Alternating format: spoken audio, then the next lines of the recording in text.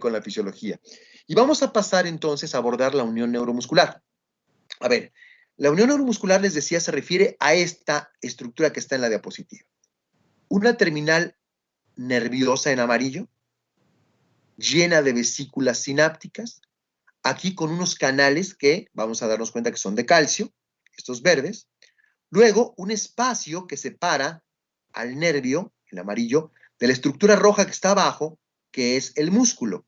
Este de aquí abajo es el músculo, que también tiene sus canales que son receptores para el neurotransmisor. Entonces, en este solo dibujito, en este solo monito, encontramos terminal nerviosa, vesículas sinápticas con neurotransmisor, canal de calcio, hendidura sináptica, luego el músculo del otro lado con sus canales de calcio, perdón, sus canales receptores aquí para el neurotransmisor.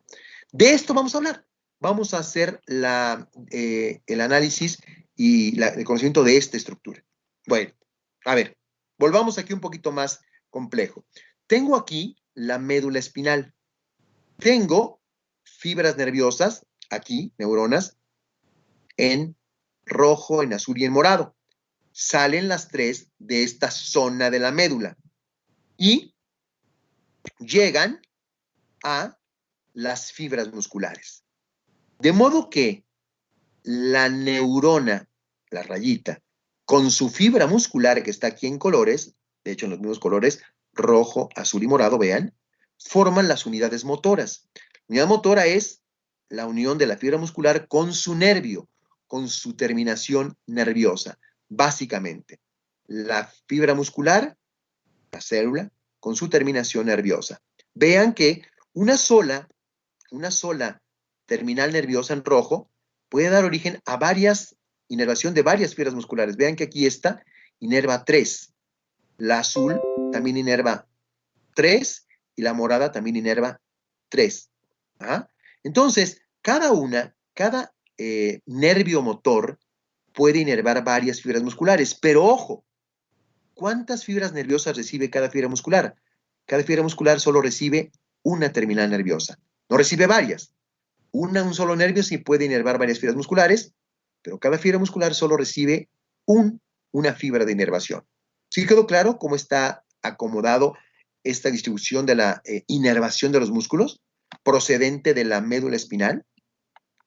Bueno, ahora, la estimulación muscular entonces proviene de una neurona motora, como lo acabamos de ver en la figura previa. Las fibras del músculo esquelético reciben fibras mielinizadas.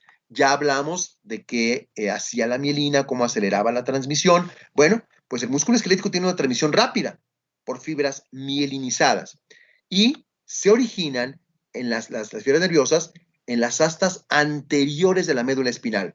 Recordemos, las astas de la médula, las posteriores son sensitivas, las anteriores son motoras. Bueno, pues estas fibras nerviosas son motoras, se originan en las astas anteriores de la médula espinal. Viajan hacia los músculos y se pueden ramificar dando inervación a varias fibras musculares. Pero cada fibra muscular solo recibe una terminal nerviosa, solo una. Las fibras nerviosas, después de entrar en el músculo, se ramifican y estimulan a las fibras musculares. Ya quedamos que una sola fibra nerviosa puede inervar varias fibras musculares, aunque la fibra muscular solo recibe una inervación, una rama nerviosa. Normalmente una fibra muscular solamente recibe la inervación de una terminal nerviosa. Si me preguntan si hay excepciones, la respuesta es sí, sí hay excepciones, claro. Por supuesto que habrá algunas fibras musculares que reciban 2 o más terminales nerviosas, pero lo común es que solo sea una. La fibra nerviosa, como tal, forma un complejo entonces de terminaciones ramificadas que se invaginan sobre la membrana plasmática muscular. Ya la fibra nerviosa, cuando llega al músculo, a la fibra muscular, hace como patitas, como deditos, y estas patitas como que se encajan dentro de la fibra, se invaginan en la membrana plasmática muscular. ¿Lo vemos? A ver, primero, esta estructura completa se llama, por supuesto, placa motora terminal, que incluye la terminal nerviosa y el músculo que la recibe. Lo vamos a ver en monito al rato. Pero veámoslo, aquí está. Fíjense, tengo una sola fibra nerviosa que se ramifica en 3, pero es una sola, y como que se encaja, vean, en la fibra muscular. Es la fibra muscular con sus miofibrillas, etc. Y aquí están los nervios que las inervan. Aquí, la fibra nerviosa encajando en el músculo, esto se conoce como placa neuromuscular, como unión neuromuscular, y es de la que estamos hablando, a la que vamos a hacerle referencia en esta clase de hoy con este tema. Vamos a ver. La transmisión del impulso en la neurona motora ocurre por un potencial de acción. Acuérdense, las neuronas se estimulan por potenciales de acción, y aquí no es la excepción. Esta neurona motora, esta neurona que viene de las fibras de las astas anteriores y que llega al músculo, es una neurona que necesita un potencial de acción para ser estimulado. Al llegar al extremo terminal del músculo, perdón, de la fibra nerviosa, este estímulo llega ante un espacio, ante la sinapsis, la hendidura sináptica, entre el nervio y el músculo. Hasta ahí llegó el potencial de acción.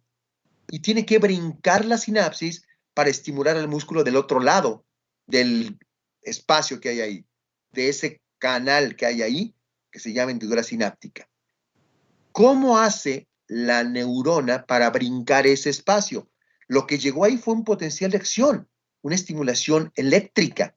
¿Cómo le hace el nervio para indicarle al músculo que se tiene que contraer? A ver, vamos a verlo. Es necesario entonces un mecanismo para transmitir este impulso potencial de acción a través de este espacio hasta la fibra muscular para indicarle a la fibra muscular que se contraiga. Llegó el potencial de acción en la fibra nerviosa, pero se encontró una hendidura sináptica. La neurona tiene entonces que buscar la manera de brincar esa hendidura, avisarle al músculo que ya llegó y decirle hay que contraerse. ¿Cómo lo hace? Vamos para allá. ¿Cuál es el mecanismo que utiliza la neurona motora para enviar el estímulo hasta la fibra muscular? Ya lo platicamos al hablar de sinapsis, un neurotransmisor. De modo que son sinapsis que utilizan neurotransmisor. No son sinapsis eléctricas, sino sinapsis por ligandos, sinapsis químicas.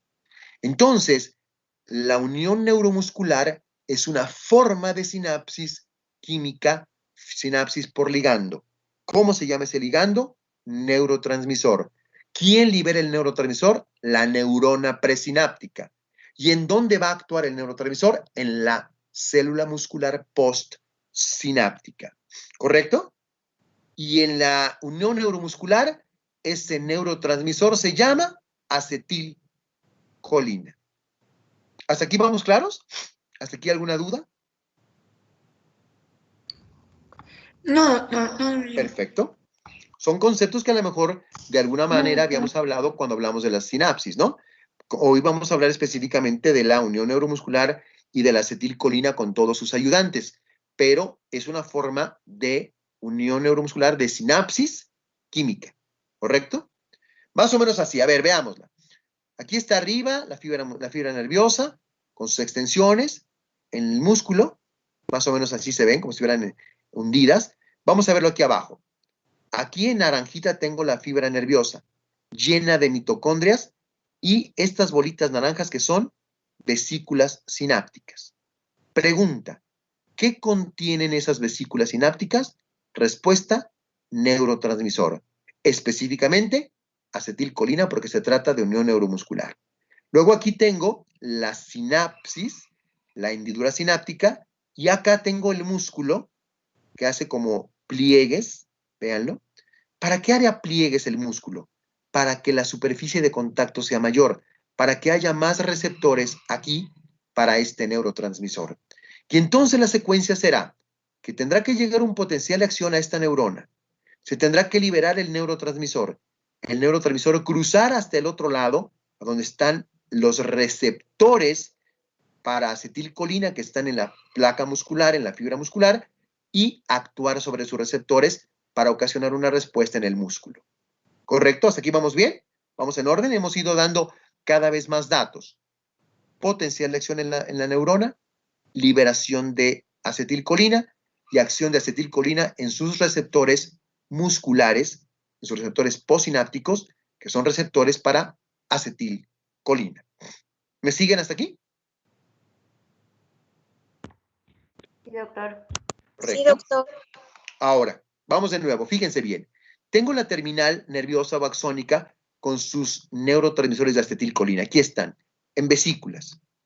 Este tendrá que ser liberado hacia la hendidura sináptica, que va a actuar sobre estos, que son receptores de acetilcolina, que están en el músculo. Aquí arriba tengo la terminal nerviosa y aquí abajo el músculo. Y este músculo tiene su membrana, su sarcolema que está aquí, que tiene sus túbulos T que penetran en la célula y cercanas al retículo sarcoplásmico que contiene calcio, hemos dicho, y a la mitocondria que produce ATP. Entonces, vean cómo la unión neuromuscular que está aquí está cerca de los túbulos T. Cuando llegue el potencial de acción aquí, a la neurona, se va a liberar este neurotransmisor, se va a liberar hacia la hendidura sináptica y va a actuar sobre el receptor de acetilcolina. Y la unión acetilcolina-receptor va a desencadenar una respuesta en el músculo que va a ocasionar una contracción muscular. Vamos a seguir adelante. Vamos a ahondar un poco sobre la acetilcolina, este neurotransmisor que sintetizan las neuronas, en este caso, las neuronas motoras, que van a estimular eventualmente al músculo. A ver, la acetilcolina es sintetizada en algunas neuronas gracias a una enzima. La enzima se llama colina acetiltransferasa o simplemente acetiltransferasa, nada más. Se puede llamar nada más acetiltransferasa o colina acetiltransferasa. Esta enzima actúa sobre dos sustratos, acetilcoenzima A y colina, para formar acetilcolina. Actuando sobre estos dos, acetilcoenzima A y colina, se forma acetilcolina. Y esta se almacena en las neuronas, en las vesículas presinápticas. Se almacena en las neuronas, en las vesículas presinápticas. Y ahí se va a quedar hasta que llegue un estímulo a la neurona, un potencial de acción que permita que ese neurotransmisor se libere. A ver, aquí está en esquema, fíjense. Tengo colina y acetilcoenzima A, que con acción de la colina acetiltransferasa genera acetilcolina y coenzima A sulfatada. Entonces, gracias a esta enzima, colina acetiltransferasa, se genera acetilcolina. Esto lo hace la neurona. ¿Y qué hace con la acetilcolina? La almacena en terminales, en vesículas presinápticas. ¿Correcto? Así. Entonces, la sintetizó y la guardó en vesículas sinápticas, esperando el momento de liberarla hacia la hendidura sináptica y de que actúe en la membrana postsináptica, en este caso un músculo, sobre sus receptores de acetilcolina. ¿Alguna pregunta hasta acá? ¿Lo vamos viendo adelante? ¿Seguimos adelante? Bien. Vamos a ir contestando más preguntas. Fíjense bien. Aquí en la microfotografía tengo, vean, este lado es la neurona, y acá tengo el músculo. Vean cómo tiene sus pliegues. Aquí todas estas bolitas son las vesículas de neurotransmisor, todas que están marcadas aquí, listas para ser liberadas hacia la hendidura presináptica y actuar a receptores que están de este lado de la hendidura, en la célula muscular. ¿Correcto? Ahora, dijimos que se necesitaba un potencial de acción. Cuando un potencial de acción llega a la porción terminal de la neurona motora, se abren primero canales de calcio. ¿Se acuerdan que los habíamos mencionado en la primera diapositiva? Llegó el potencial de acción a la neurona y lo primero que le pasó a la neurona es que se abrieron canales de calcio en la membrana de la neurona. ¿Qué va a pasar? El calcio va a entrar a la célula. Gracias a que se abren los canales de calcio, en ella el calcio penetra a la célula. Existe entonces un flujo de calcio hacia el interior de la neurona motora. ¿Y para qué sirve ese calcio que entró a la neurona motora? Las moléculas de calcio ocasionan que las vesículas de acetilcolina se desplacen hacia la membrana neuronal, se fusionen con ella y liberen el neurotransmisor, la acetilcolina. Existe entonces una liberación masiva de acetilcolina hacia la hendidura presináptica, gracias a que el calcio movió o permitió que se movieran las vesículas hacia la membrana, se fusionaran con ellas y se liberara el neurotransmisor. Bien, aquí está de nuevo. Venía la dirección del impulso, aquí venía el potencial de acción. Llegó acá, aquí se abrieron canales de calcio, el calcio entró a esta neurona y permitió que las vesículas se fusionaran con la membrana, liberando el neurotransmisor, y ese neurotransmisor actuara sobre sus receptores que están acá, en la parte verde, en la membrana postsináptica. ¿Alguna pregunta hasta aquí? ¿Nos aprendimos los pasos? Potencial de acción, apertura de canales de calcio en la neurona, entrada de calcio en la neurona, fusión de las vesículas con la membrana y liberación de neurotransmisor. ¿Está claro esta secuencia de pasos para todos? Sí, Doctor, pero, perdón, yo Ahora, tengo a ver, pregunta, escucho. pero era de la diapositiva de la colina y para cuando se forma la acetilcolina, ándale, sí, esa. No sé, es que no comprendí bien. A ver, la neurona tiene en su interior colina y acetilcoenzima A, pero tiene también la enzima, colina acetiltransferasa. Esta enzima actúa sobre estos dos sustratos para producir acetilcolina y, bueno, otra molécula que es coenzima A sulfatada. Pero esta enzima, colina acetiltransferasa, actuando sobre estos dos, nos da como resultado acetilcolina. Acetilcolina que será almacenada en vesículas. ¿Sí quedó claro? Sí, doctor, gracias. Ahora sí. ¿Alguna otra pregunta? Sí, ¿y la sulfatasa qué función tiene? ¿O se En desecha? este caso, lo que va a hacer es que se va a formar de nuevo acetilcoenzima A, de aquí, se va a formar acetilcoenzima A para volver a formar más acetilcolina. ¿Sí? Es lo que va a formar. Va a terminar formando más acetilcoenzima, esta de acá hacia acá. ¿Correcto? Ok, sí, doctor. Ok.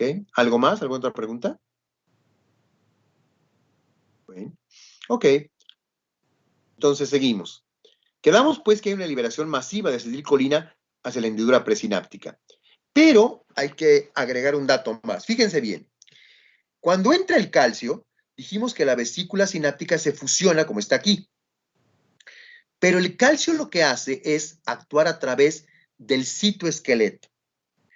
El citoesqueleto es el que mueve como carriles de tren, las vesículas hacia la membrana para que se fusionen y se libere el neurotransmisor, en este caso en verde, la acetilcolina, para actuar del otro lado de la sinapsis en sus receptores que están aquí, acetilcolina, receptor acetilcolina. Pero ojo, el citoesqueleto que participa en esta función está conformado por 3 proteínas que se llaman proteínas SNER.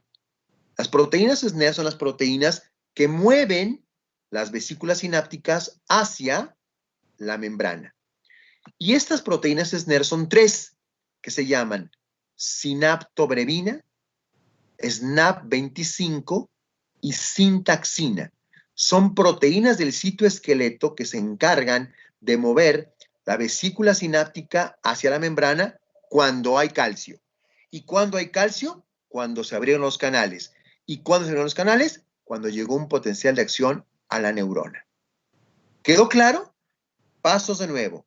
Potencial de acción, apertura de canales de calcio, entrada de canales de calcio, y ahora transporte de las vesículas hasta la membrana gracias a las proteínas SNER.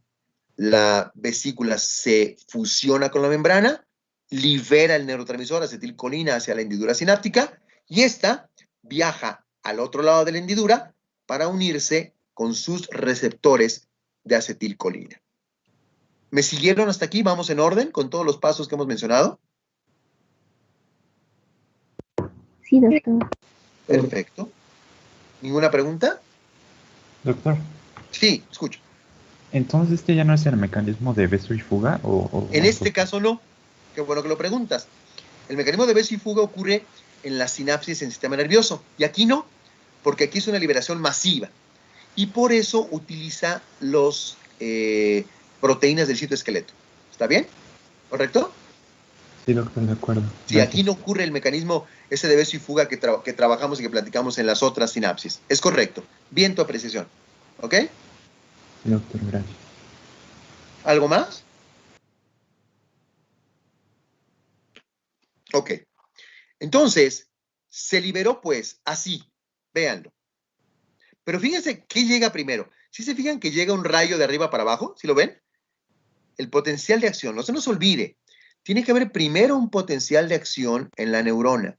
Se abren canales de calcio. Entra calcio, se mueven las vesículas hacia la membrana gracias al citoesqueleto, se fusionan y liberan el neurotransmisor. ¿Que vieron cómo cae? Así como miles de bolitas, como polvito verde, ajá, sobre la hendidura presináptica, en la terminal del otro lado, que son los músculos, y es donde se encuentran los receptores de acetilcolina. ¿Correcto? Se ve claro ahí en el monito, ¿no? Cómo llega el potencial de acción y se liberan los neurotransmisores. ¿Correcto? Bien. Ok. Aquí lo detenemos y así está. Llegó el impulso nervioso, potencial de acción, abrió canales de calcio, entró el calcio, se movieron las vesículas gracias al citoesqueleto, se fusionan, liberan acetilcolina y estas se unen en sus receptores en el músculo, del otro lado de la sinapsis, ¿correcto? La acetilcolina se une pues a receptores postsinápticos y los activa. Hasta aquí vamos. Vamos a ver qué significa eso de que los active. El receptor de acetilcolina modifica su conformación permitiendo el paso de cationes. A ver, entendamos. El receptor de acetilcolina es un canal iónico. Entonces, ¿qué ocurrió cuando la acetilcolina llegó a ese canal? El canal se abrió. El canal, al estar abierto, se dice que está activado. Podemos decir entonces, la acetilcolina llegó a su receptor y lo activó. Quiere decir esto que lo abrió. Y al abrirlo, permitió el paso de cationes sodio, potasio y cloro. El sodio de fuera a adentro, el potasio de adentro a afuera y el calcio de fuera a adentro. Sin embargo, hay que recalcar que de esos tres, el que más se mueve a través de este canal es el sodio. Entonces, para fines de enseñanza y prácticos, podemos olvidarnos del potasio y del calcio y recordar que que el receptor de acetilcolina es un canal de sodio. El receptor de acetilcolina es un canal predominantemente de sodio. ¿Qué va a pasar si se abre ese canal? Va a entrar sodio del exterior de la célula al interior, porque en el exterior hay más. Es decir, van a entrar cationes, van a entrar cargas positivas. ¿Y esto qué le hará al potencial de reposo de la célula muscular? La va a despolarizar. El potencial de menos 70 se va a ir a menos 50, menos 40, y si alcanza el umbral, se activará completo. ¿Quedó claro hasta aquí? ¿Vamos claros con esta explicación del canal de acetilcolina? El receptor es un canal. ¿Para todos fue claro? ¿O hay preguntas? Todo bien, doctor. Perfecto. Entonces, véanlo. Lo estamos simplificando. Aquí tengo el receptor de acetilcolina cerrado. Se abrió gracias a que llegó la acetilcolina. Véanla aquí. Llegó la acetilcolina, lo abrió y dejó entrar sodio. Y provocó una despolarización de la célula muscular. Este receptor está en una célula muscular. Provocó despolarización de la célula muscular. ¿Ok? Así. Y entonces llega la acetilcolina como llavecita, abre el canal, entra sodio. ¿Y qué le pasa al umbral? De menos 60, al potencial. De menos 60 llega a menos 40. Si este cambio en la polaridad alcanza el umbral, se va a disparar un potencial de acción en la célula muscular. ¿Quedó claro esto? ¿Quedó claro hasta aquí? Ok, sale. Déjenme ahondar en el receptor de acetilcolina. Es cierto que aquí estoy hablando de un receptor en la unión neuromuscular que es un canal de sodio, pero quiero recalcarles, hay varios tipos de receptores de acetilcolina. Ya lo hemos mencionado, lo recuerdo hoy otra vez. Receptores de acetilcolina de dos tipos, nicotínicos y muscarínicos. Ya los habíamos mencionado. En este caso, aquí, en nuestra unión neuromuscular, es un canal. Vamos a verlo, a ver. Y es de tipo nicotínico. Los receptores de acetilcolina de la unión neuromuscular son canales predominantemente de sodio y se conocen como receptores nicotínicos. A modo de recordatorio, podemos decir que los muscarínicos son metabotrópicos, no son canales, sino son receptores asociados a proteína G, ¿correcto? Aquellos que pasan 7 veces y que tienen la proteína G pegada en el interior.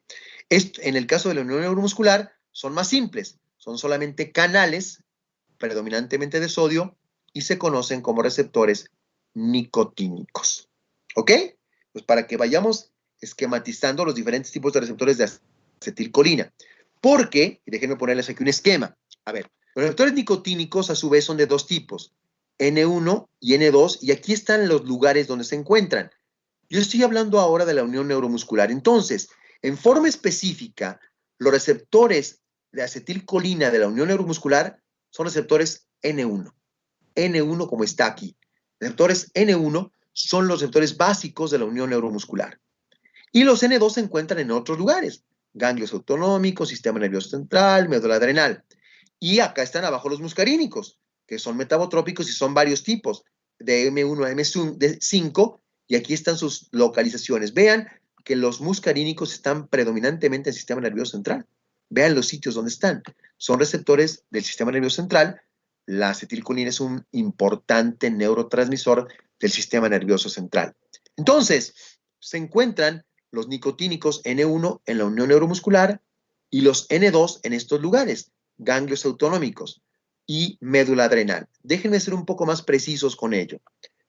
Estoy hablando aquí arriba de ganglios autonómicos y de médula adrenal, que forman parte del sistema nervioso autónomo. Entonces, quédense con la información de que en la unión neuromuscular son N1 y en el sistema nervioso autónomo son N2.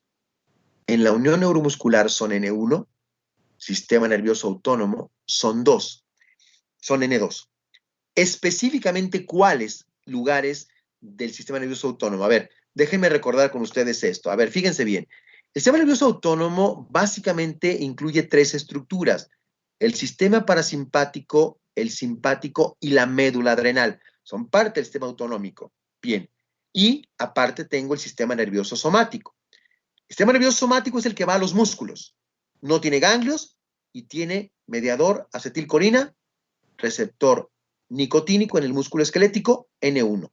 Los que están de este lado son receptores nicotínicos N1. Pero ya en el sistema nervioso autónomo hay diferentes receptores para acetilcolina. Vamos a ver primero simpático y parasimpático. Fíjense bien, en el simpático y en el parasimpático de la médula, los nervios viajan a un ganglio.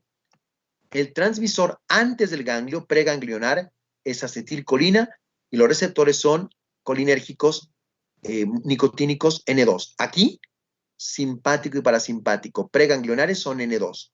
Ya después, en posganglionares, hay en el simpático algunas neuronas que liberan norepinefrina, otras que liberan acetilcolina, y el parasimpático todas acetilcolina. Pero todas estas, ya en el sistema nervioso simpático parasimpático, actúan en receptores muscarínicos. Entonces, vamos a tratar de resumir. Fíjense bien, receptores nicotínicos para acetilcolina en el sistema nervioso somático, es decir, en la unión neuromuscular, en el parasimpático preganglionar y en el simpático preganglionar. Aquí es donde están los nicotínicos, y a los de acá no. Aquí arriba son los nicotínicos. ¿Y en dónde más? En la médula adrenal decíamos que también son receptores nicotínicos. En resumen, los nicotínicos tienen 4 ubicaciones. El somático, que es del que estamos hablando hoy, en la unión neuromuscular, parasimpático preganglionar, simpático preganglionar y en la médula adrenal. ¿Quedó claro esta distribución de los receptores nicotínicos en diferentes sitios? ¿Y de cuál estamos hablando hoy? Estamos hablando del de este lado, del receptor nicotínico N1, que se encuentra en el sistema nervioso somático, en el voluntario, en la unión neuromuscular, nervio-músculo esquelético. ¿Estamos claros con todo este esquema que está en la diapositiva?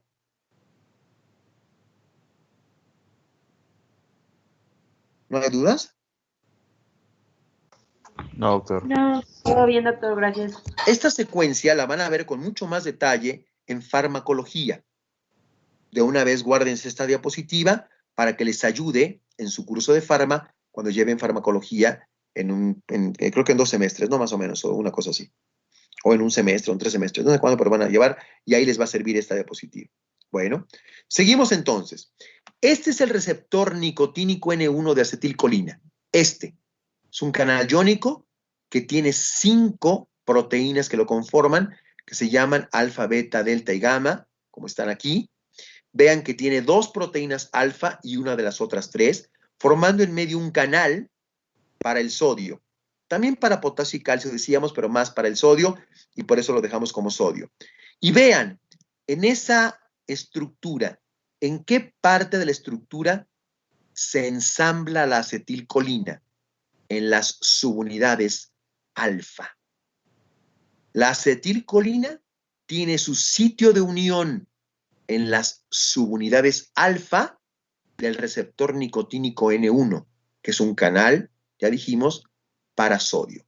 Canal que estaba cerrado. ¿Por qué se abrió? Porque llegó la acetilcolina y lo abrió. Vamos a ver ese proceso. Véanlo. Así están acomodadas las subunidades alfa, beta, delta y gamma, y aquí está en naranjita el sitio de unión de la acetilcolina. Y vean, cada receptor de acetilcolina tiene lugar para 2 moléculas de acetilcolina.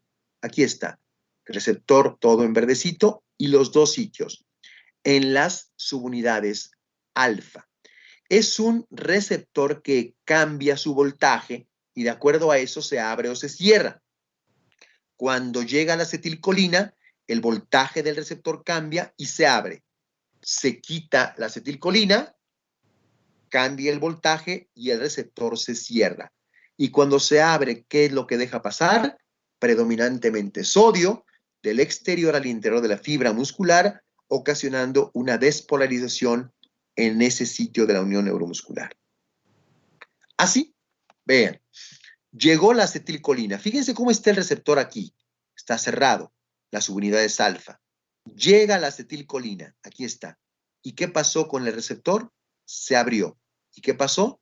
Permitió la entrada de sodio, entra sodio y entra una carga positiva que ocasiona una despolarización aquí en esta célula muscular en este lugar.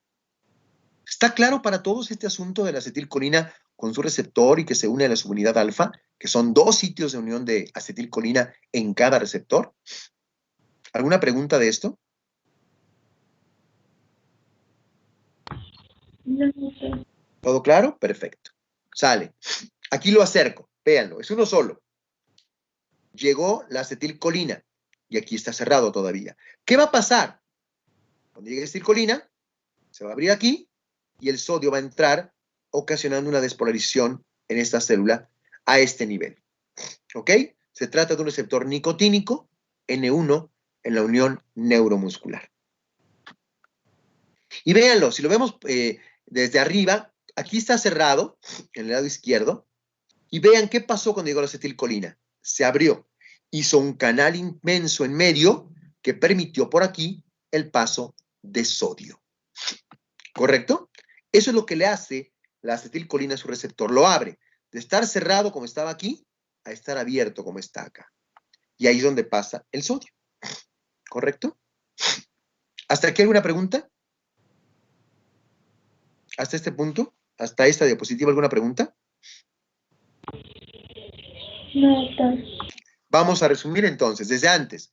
Llegó un potencial exón a la neurona, abrió canales de calcio, entró calcio, activó la movilización de las vesículas sinápticas hacia la membrana de la neurona a través del citoesqueleto, las proteínas SNER. Las vesículas se fusionaron con la membrana, liberaron su neurotransmisor. El neurotransmisor acetilcolina viajó al otro lado de la sinapsis, se unió a sus receptores, 2 moléculas por receptor en las subunidades alfa y abrió el canal que permite la entrada del sodio y con ello una despolarización en esa zona de la célula muscular. Una despolarización local, ahí donde está el receptor. Hasta ahí vamos. ¿Sí me han seguido con todos esos pasos? Sí, doctor. Correcto. Ahora, en este proceso participan otros dos neurotransmisores. ¿De dónde vienen? Vienen de la neurona presináptica. Ah, caray, entonces, la neurona presináptica, además de liberar acetilcolina, ¿libera otros dos neurotransmisores? La respuesta es sí. La neurona presináptica, cuando llegó el potencial de acción y se fusionaron las vesículas, no solo liberó acetilcolina, también liberó otros dos neurotransmisores. Vamos a mencionarlos. El primero de ellos se llama agrina, como dice aquí, agrina neural. Es un neurotransmisor que se libera junto con la acetilcolina. ¿Y qué hace la agrina?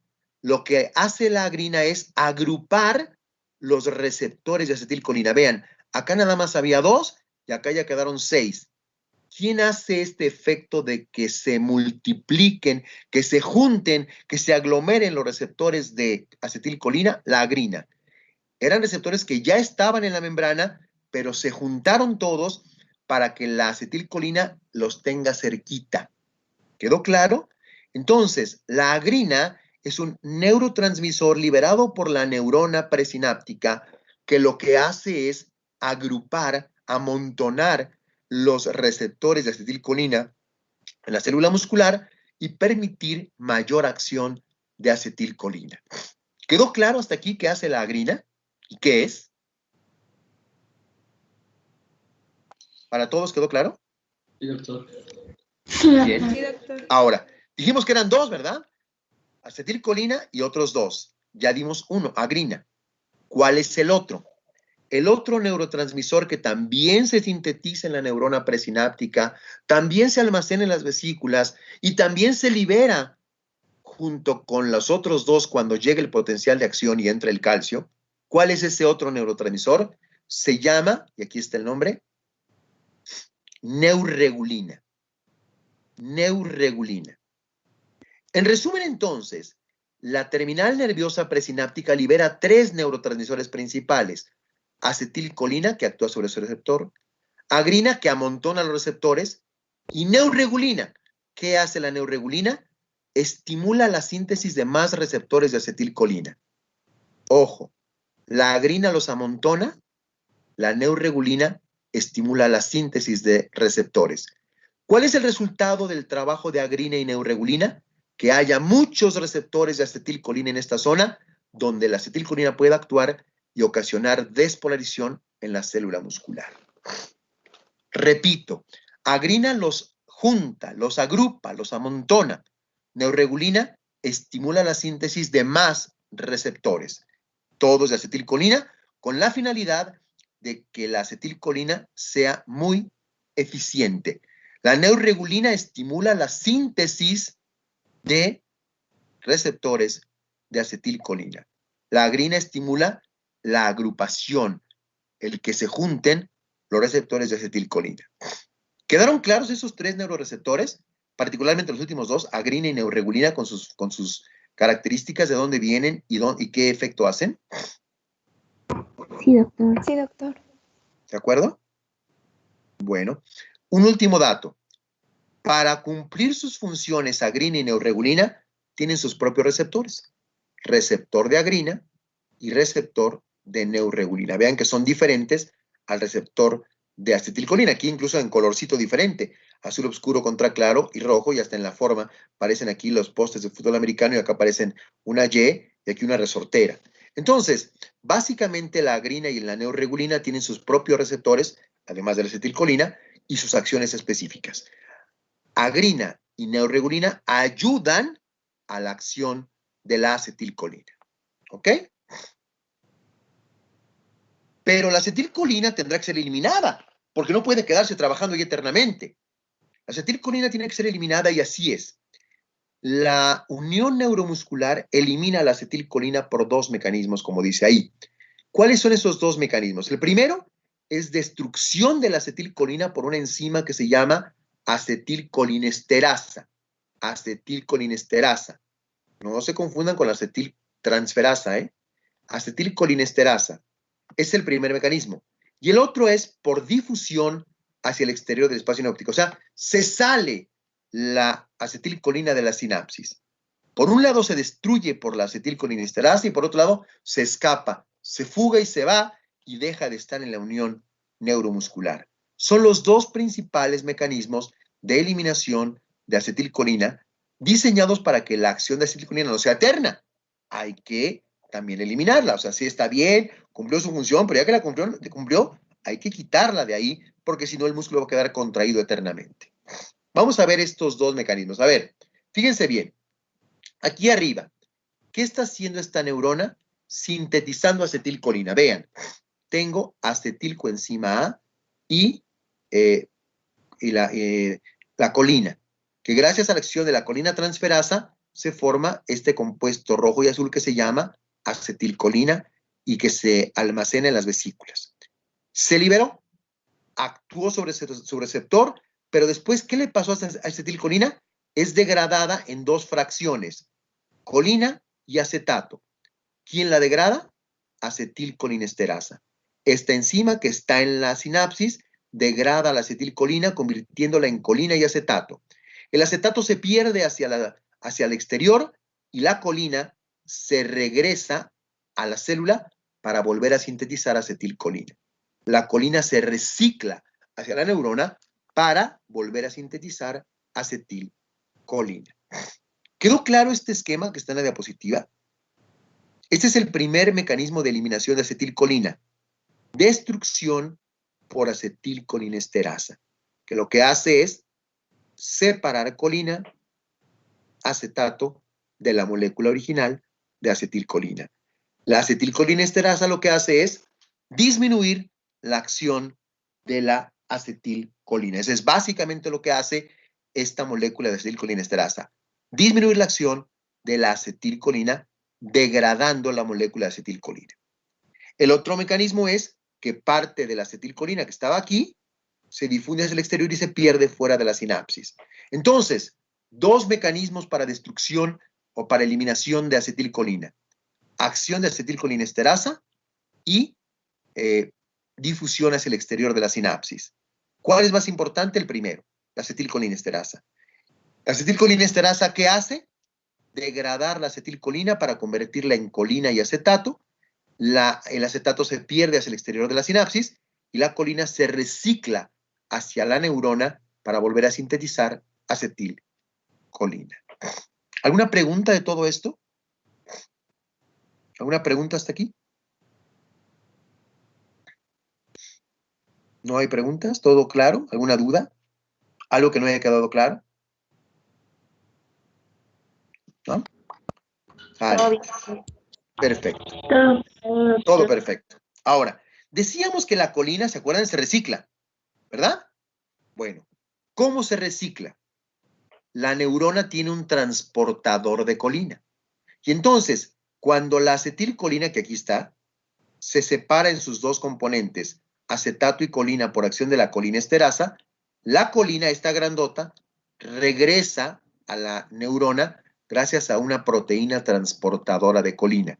Una transportadora que mueve a la colina por su gradiente de concentración y la regresa a la neurona para que la colina vuelva a ser usada en síntesis de acetilcolina. Concluyo. La acetilcolina se degrada en sus dos componentes, acetato y colina. El acetato difunde hacia afuera de la sinapsis y se pierde. Y la colina es reciclada gracias a un transportador de colina que la regresa a la neurona y permite que esté disponible para nueva síntesis de acetilcolina. Preguntas, dudas. ¿Tenemos más o menos claro todo el esquema de lo que ha ido pasando en la unión neuromuscular que estamos platicando? Sí, doctor. Perfecto, perfecto. Bien, aquí está. Vamos al resumen. Fíjense bien. Quedamos. Llegó un potencial de acción. Se abrieron canales de calcio. Las vesículas se fusionaron gracias a las proteínas SNER, liberaron acetilcolina. La acetilcolina actuó sobre sus receptores, provocó un potencial de acción, una despolarización acá en la célula muscular, y esto lo hacen receptores nicotínicos N1, y después se degrada en acetato y colina. El acetato difunde hacia afuera y la colina es regresada a la neurona. ¿Pregunta hasta aquí? Recalco un punto más. La acetilcolina, al actuar sobre su receptor, ocasiona una despolarización aquí. Este lugar que está aquí, que ustedes están viendo en morado, este lugar que está en la célula muscular, que está lleno de receptores de acetilcolina, se llama placa motora terminal. Es el sitio donde están todos los receptores de acetilcolina y que están cerquita de la terminal nerviosa. Esa es la placa motora terminal. Y todos estos receptores de acetilcolina van a generar una despolarización en esta célula de aquí abajo, en la célula muscular. Si esa despolarización alcanza el umbral, ¿qué le va a pasar a la célula de aquí abajo? Se va a desencadenar un potencial de acción en esta célula de aquí abajo. ¿Lo vemos? A ver, el flujo de cationes hacia el interior de la fibra muscular, la entrada de sodio, ¿se acuerdan? El receptor ocasiona una entrada de sodio masiva, causa que aparezca un potencial positivo local llamado potencial de placa terminal, es decir, una despolarización pequeña. Lo bueno es que son muchos receptores, entonces son muchos potenciales. Cada receptor genera su propio potencial, de modo que hay muchos potenciales chiquitos. ¿Qué va a pasar si sumamos esos potenciales chiquitos? Se va a alcanzar un umbral. Y si alcanza el umbral de la fibra muscular, se va a desencadenar un potencial de acción muscular y se van a abrir canales rápidos de sodio activados por voltaje en la célula muscular para para desencadenar este potencial de acción, la fase ascendente, la fase cero que ustedes conocen. ¿Me siguen hasta aquí? ¿Vamos bien? ¿Seguimos en orden? ¿Qué es lo que ha ido pasando?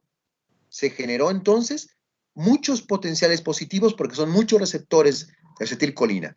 Cada uno de ellos se llama potencial de placa terminal. Si la suma de todos ellos alcanza el umbral, entonces el músculo se despolariza y va a terminar contrayéndose. ¿Quedó claro? ¿Todos me captaron la idea? Sí, doctor. Perfecto. Ninguna pregunta entonces. Sale. A ver. Está la neurona arriba. Potencial de acción. Se abrieron canales de calcio. Se fusionaron las sinapsis, las vesículas. Liberó acetilcolina. Se unió a sus receptores. Acetilcolina, y en cada uno de ellos generó un pequeño potencial de placa, una despolarización pequeñita. Si esta despolarización alcanza el umbral, se dispara el potencial para toda la fibra y se abren en la fibra canales de sodio disparados por voltaje que despolarizan ahora sí a toda la fibra muscular. Y se va a desencadenar un potencial de acción en la fibra muscular postsináptica. ¿De acuerdo? Participan de nuevo canales de sodio activados por voltaje. Esas pequeñas despolarizaciones que alcanzaron umbral. Preguntas, dudas.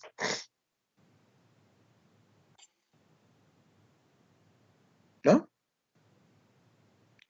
Entonces, quedamos que en cada receptor se genera un potencial de placa terminal, ¿correcto? Al abrir los canales de acetilcolina, se permite que grandes números de moléculas sodio crucen hacia el interior de la fibra. Las moléculas de sodio llevan con ellas grandes números de cargas positivas, creando un potencial positivo local que se llama potencial de placa terminal, como dice aquí.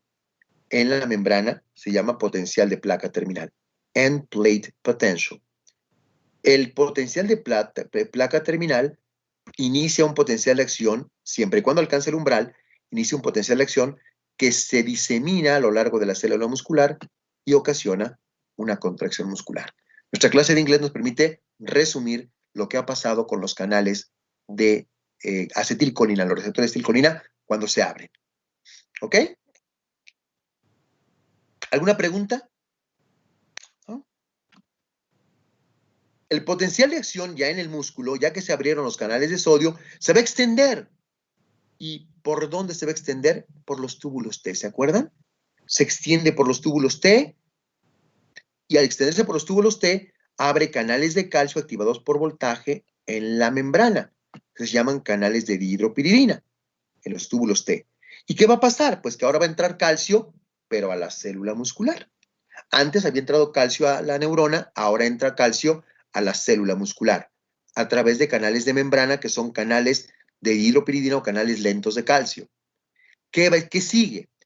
Ingresa mucho calcio al citosol de la fibra muscular y este calcio que ingresó en gran cantidad a la fibra muscular, ¿qué efecto va a tener? Lo que va a hacer es abrir canales de calcio, pero ahora en el retículo sarcoplásmico, canales que ustedes ya conocen que se llaman canales de rianodina. Primero se abrieron canales de dihidropiridina en la membrana, entró calcio, y esto hizo que se abrieran canales de calcio en el retículo sarcoplásmico, canales que se llaman canales de rianodina. Y desde el retículo sarcoplásmico salió más calcio. Se libera todavía más calcio desde el retículo sarcoplásmico, de modo que el citosol se llena de calcio. ¿Y se acuerdan el calcio para qué sirve? El calcio se une a la troponina C, ocasiona el deslizamiento de la tropomiosina y permite de esa manera la interacción actina-miosina y la contracción muscular. Armamos ya todo el show, ¿no? Armamos todo el show completito. Lo armamos todo desde el principio, desde el potencial de acción de la neurona hasta la contracción muscular. Si se recuerdan de todo esto, lo habíamos mencionado en clases pasadas, la unión a la troponina, el desplazamiento de la tropomiosina, la interacción actina-miosina, todo eso lo platicamos en clases pasadas. Y con ello se produce contracción muscular. A ver, razónenlo, digieran un momentito y platíquenme si tienen dudas, preguntas, alguna cosa que no haya quedado clara y la repetimos.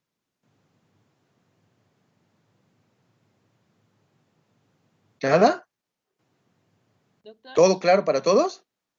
doctor, Sí, escucho. ¿dónde ocurría el potencial de la placa motora? Ocurre alrededor de los canales de los receptores de acetilcolina. Ahí cerquita. Nada más que son muchos. Entonces son muchos potenciales pequeñitos. Si los sumas, a lo mejor alcanza el umbral y ya se dispara el potencial de toda la fibra, no nada más de la placa motora terminal. ¿Sí? ¿Sí fue claro? Gracias. Se disparan entonces pegadito a los receptores de acetilcolina, ahí al ladito. Como son muchos, los sumas, alcanzas el umbral y se dispara entonces el potencial de toda la fibra, abriendo canales de sodio. Esta despolarización de toda la fibra abre canales de calcio en la membrana, canales de dihidropiridina, entra calcio, el calcio ahora abre canales de rianodina en el retículo sarcoplásmico, sale más calcio, y todo ese calcio que entró de todos lados se junta con la troponina C, hace que se deslice la tropomiosina descubriendo los sitios de unión de la actina con la miosina, permite que la cabeza de miosina se pegue con la actina, se produzca el golpe de potencia, el power stroke, el golpe de poder, y ocurra la contracción muscular. ¿Sí? ¿Todos me lo captaron la idea? ¿Todos armaron ya el rompecabezas entero? Sí, doctor.